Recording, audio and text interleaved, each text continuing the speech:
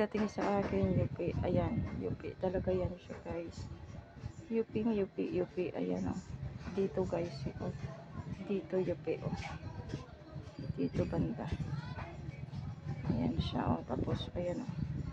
UP na UP na UP. Ayan. Parang hindi na alam kung ano na to na klase. Sa video hindi kasi masyado, pero sa personal talaga guys, disappointed na disappointed talaga. Ayan o, pangit.